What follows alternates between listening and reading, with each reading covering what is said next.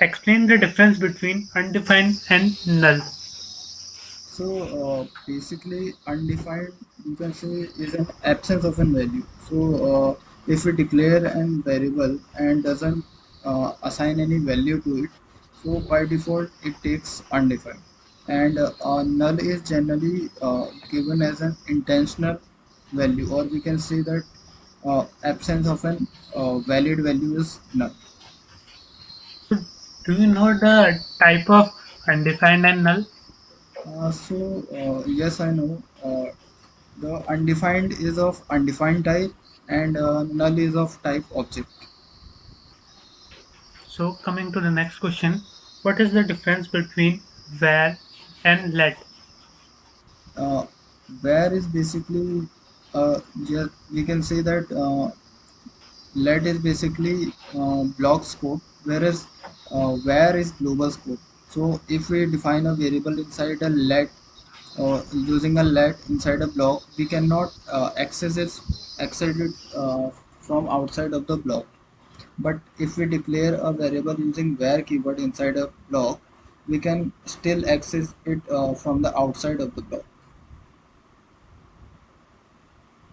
Hello. Okay, so tell me, is JavaScript a statically typed or dynamically typed language? JavaScript is basically a dynamically typed language. How could you say that? Basically, statically typed languages are those languages in which we need to define the type of the variable in advance, like C or C++, where we need to define like integer and then variable name. We define that the variable is of integer type. But in case of JavaScript, we generally use the keyword like let where const to declare. We don't directly define that it is integer or it is a string. We only use let where or const.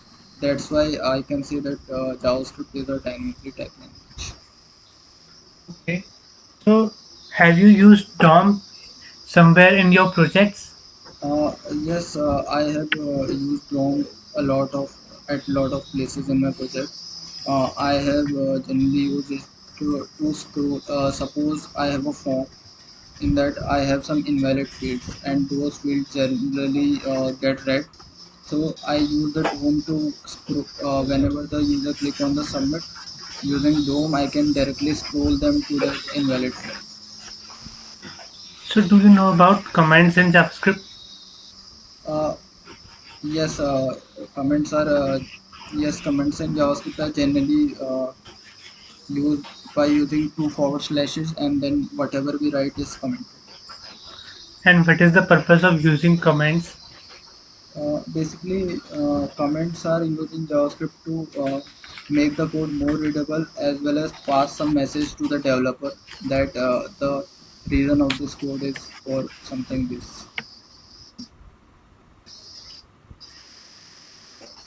So explain the difference between double equal and triple equals to. So double equals to is vs triple equals. So double equals to is basically a comparison operator, whereas triple equals to is also a comparison operator. But in case of double equal to, it only checks the value. Suppose I have a string one and its double equals to 1, which is a number. So double equals to will also always give true because it will compare the values, not the type. But if we use string 1 triple equals to 1, then it will give false because the value is equal, but triple equals to also checks the type. And at left hand side we have a string, and at right hand side we have a number. So the as the type is different, so it will give a false. So if I give you that, if I am giving you some output questions, you have to tell what it will be the output. Okay, 1 minute please.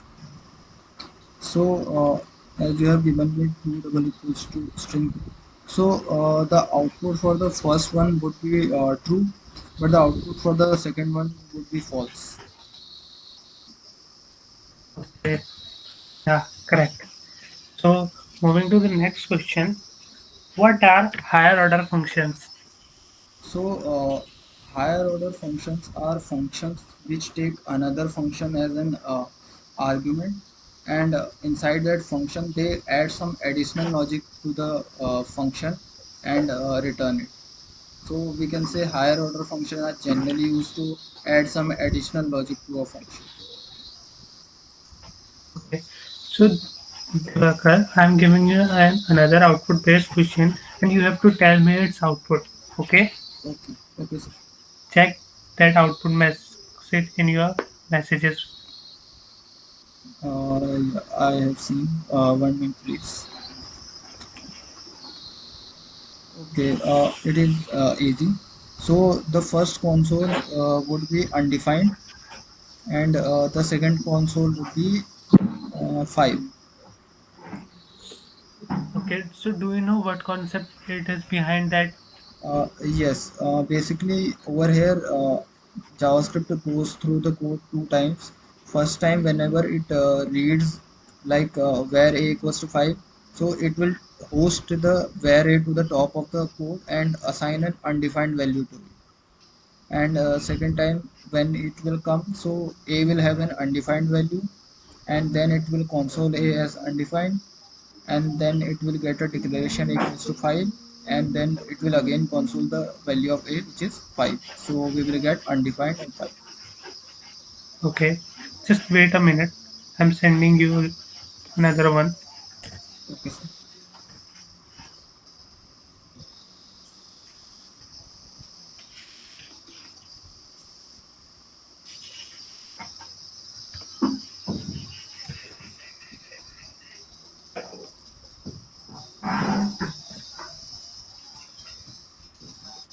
So, second message, I have given you two questions and you have to explain the differences between them. Okay, so basically in the first question we have first console log the function. So in the first one we will get the output as hello world, because uh, in JavaScript hosting is done, so function would be hosted to the top, and then whenever we execute it we will get hello. And then after that, okay, we are using an arrow function, and okay, so So, does it execute as well, like the first function, or will it result an error? And if yes, then why? basically, if we look at the code, we have the foo, we have console the foo, and then we have the function which will return hello world, and after that we are again calling foo, so we will again get the same output hello world, and after that we are taking an variable as const foo, so it might actually it will give us an error. Why? Basically, we have used the foo variable to declare a function, and that afterwards we are declaring the foo again to declare a arrow function.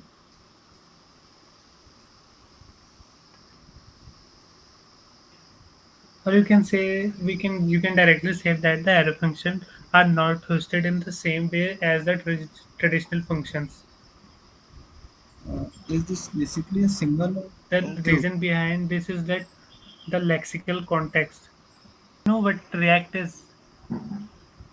Yeah, React is basically a client-side library which is much faster and lighter than other frameworks like Angular, and it uses the concept of virtual DOM, which make it better compared to the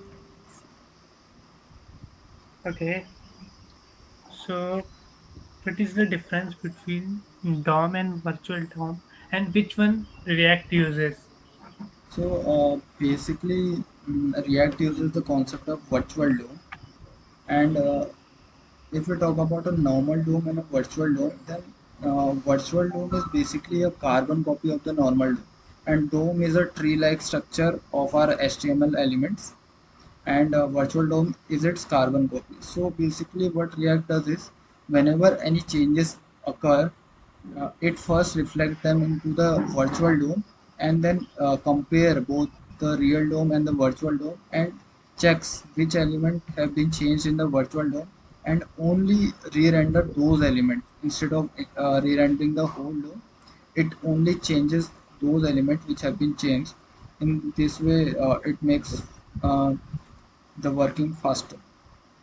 Yes.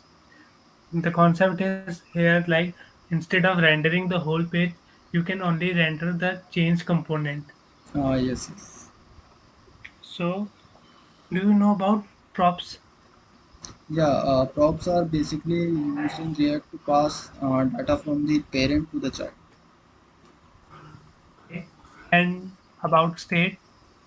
So state are basically, you can say, states are variable, those variable which store value, internally stores value of a component.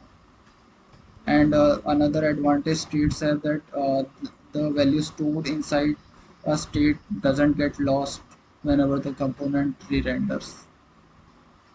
And what is the difference between props and state? So props are basically read only. They are generally used to pass data from the parent, but they are read only. So you cannot manipulate a prop. But states are manipulatable, so we can manipulate them whenever we. So, can you create a counter app in React using state? Yes, I can, but actually, I want some more details about how, what kind of app you can. Like you have a button, you have two buttons, increment and decrement, and you have to increment the count while pressing on increment button, and you have to decrement the count on pressing the decrement button. Okay, for achieving this, I can generally take a state. I can declare a variable like store number, and I can use state like. Can I write the code or just tell Yeah, you verbally? definitely. Okay, so I can declare a state something like this: const uh, store num and set store num and then equals to state.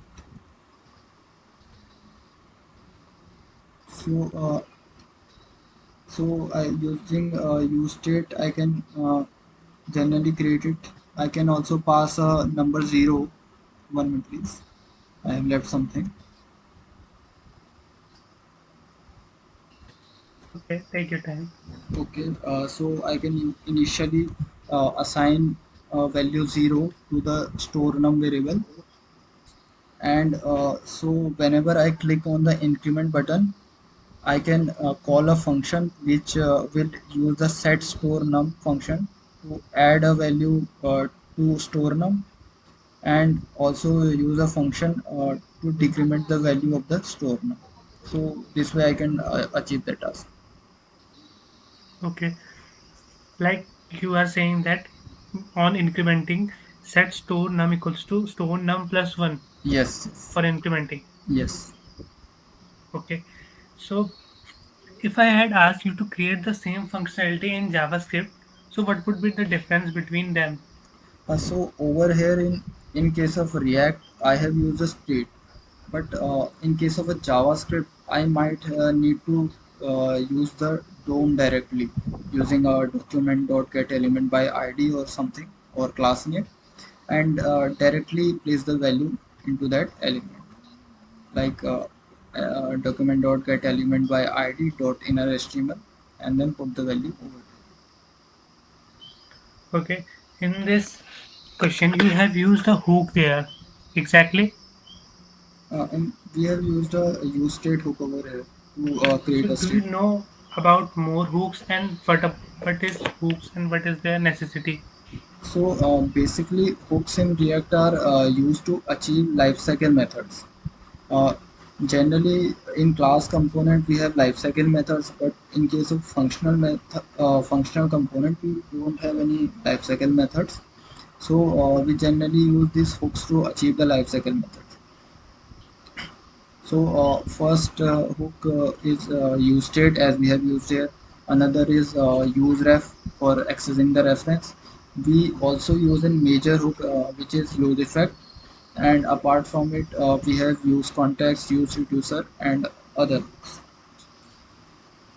So can you give me an example of use effect hook in a situation which you have used there? So basically I have used use effect hook for such a situation where I want the DOM to or the component to re-render again whenever a dependency change. Suppose I want to do some side operations like calling an API. In that case, I would have used use effect. So in calling the same API, what if a user enter for or search for another item? So it will be useful to use that use effect hook. Sorry, can you please repeat the question? So you are saying that you are calling an API from using the use effect hook. Yes. Then what if the user want a search functionality in that page? So will it will be useful to use that hook? Yes, it would be useful, but we might remember one thing that whenever we put the dependency of the variable in which we are storing the data, we must also put the length over there so that the use effect doesn't get into an infinite. If we use the dot length property as a dependency, then yes, it will help the user. And what if we make the dependency array empty? If we made the dependency array empty of a use effect, then it would work like a mounted hook in a class like class component. So it will run only one time whenever the component get mounted, and after that it is not going to run at all. And what happen if we refresh the page? So if we refresh the page, then the component will get remounted again. So it will run again, like but for only once. So okay. So how to pass data in a nested component? So if we have nested component like a parent-child relationship between components, we can generally use props to pass data. Okay. And do you know about prop dealing? Yes, prop trailing is basically a component where we pass the data from parent to the child and from the child to other child. Suppose I can give you an example. Suppose I need to pass some data from component 1 to component 5, and I have like component 1, and inside that I have component 2, inside that component 3, then component 4, and component 5 is the child of of these. So I need to pass a prop from the component 1 to the component 2, and then from component 2 to component 3, then from 3 to 4, and 4 to 5. In this way, I am using the prop, and this situation is known as prop drilling. And what are the alternatives to avoid that prop drilling? So basically, we So use tell me first that is prop drilling is a good thing or bad? we can say that it is not a good prop drilling is not a good thing because it is making the task tedious as we are drilling in very much into that components. So it is better to use context or context API in such a situation where we have such nested components. Or could there be an alternative of context API? Yes, we can also use redux in such as Okay. So how event handling is achieved in React? basically. Can you elaborate more? Like in JavaScript, we have event handling, Yeah, like events on click. So is it possible to have that on React? yeah. We have similar event handling like on click in React as well. So Everything in the JavaScript can as be also be there in React, but some of the thing have changed, like like React have states which JavaScript doesn't have. But most of the things are similar in JavaScript and React. So what is Redux? Redux is basically, you can say, a state management tool where you have a centralized store for all the components. So all the components can access this store and manipulate the data in the store as well as get the data from the store. How to decide which state should be put in Redux and directly use? Look, in a case where you have a lot of states and you need to manage a lot of states, in that you can use Redux in such a condition because you have a lot of state to maintain. But if you have one or two, only one or two states, then you can normally use state to use it. Okay. So do you know the difference between the set timeout and set interval, a popular functions we use in JavaScript? Yes, I know. So basically, if I talk about the set timeout, then in case of a set timeout is basically used to execute a code in a certain delay, using a certain delay. Suppose I need to execute a line of code after 1 second, so I can use set timeout.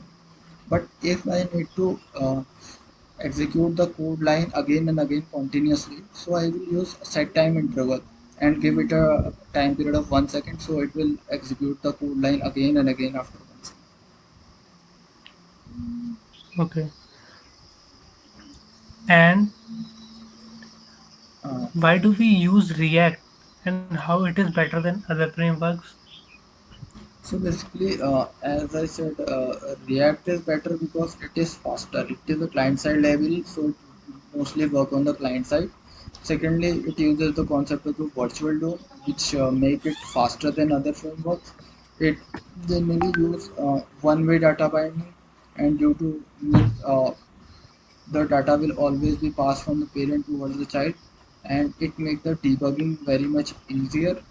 And it uses like JSX, JavaScript and XML, and using JSX, the readability of the code become more easier for the developers. So these were some of the advantages which make the React better than other frameworks. Okay. Then let's end up this session. Okay.